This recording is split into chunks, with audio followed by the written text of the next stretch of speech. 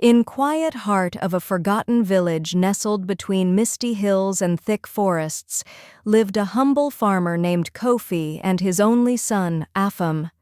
Life was simple. They woke with the sun, tilled the land, and shared warm meals under the stars. The bond between them was unbreakable, not forged by blood alone, but by years of laughter, struggle, and love.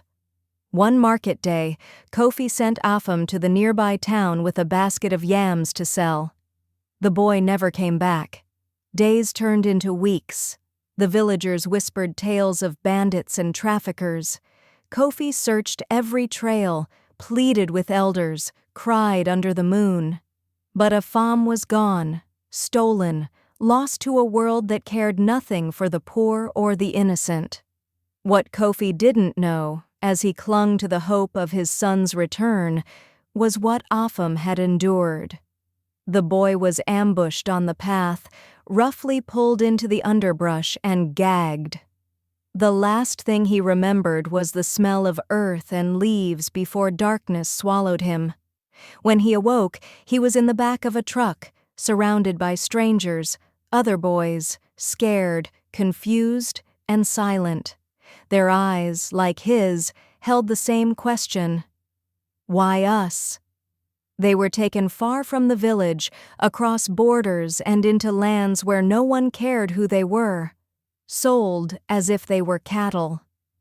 Afam's first experience of his new life was on a fishing boat, long, brutal days under a harsh captain who beat and starved those who faltered. Many boys chose the ocean over their captors, but Afam stayed. He remembered his father's voice.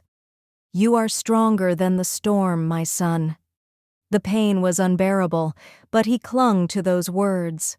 He would survive. The years blurred into a haze of work, violence, and survival. Sold again, this time to a factory where iron and fire became his constant companions.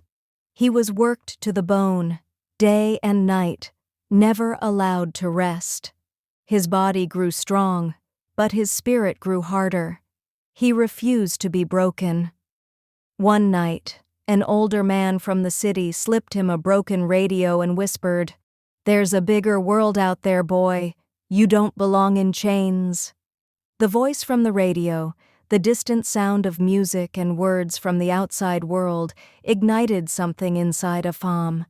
He wasn't just a slave, he was a person. He had a name, he had a past.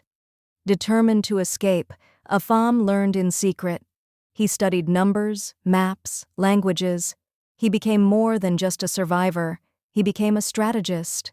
Years passed, and when the opportunity finally came, he seized it. He escaped. Afam worked small jobs, learned new trades, and slowly built power.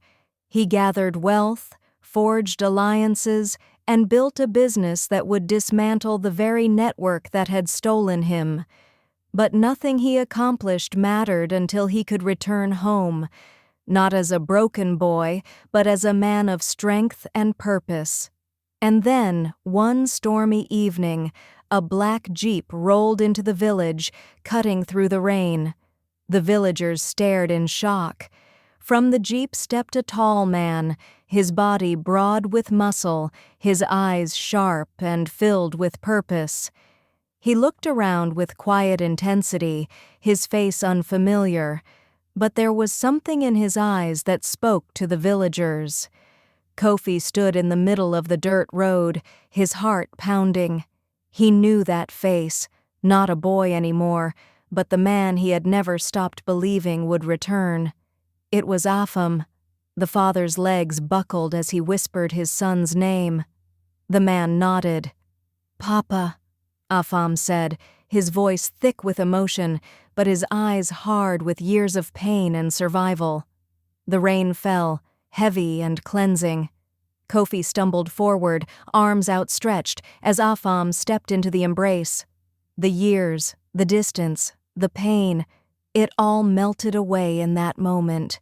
But Afam didn't come back alone. He came with a purpose.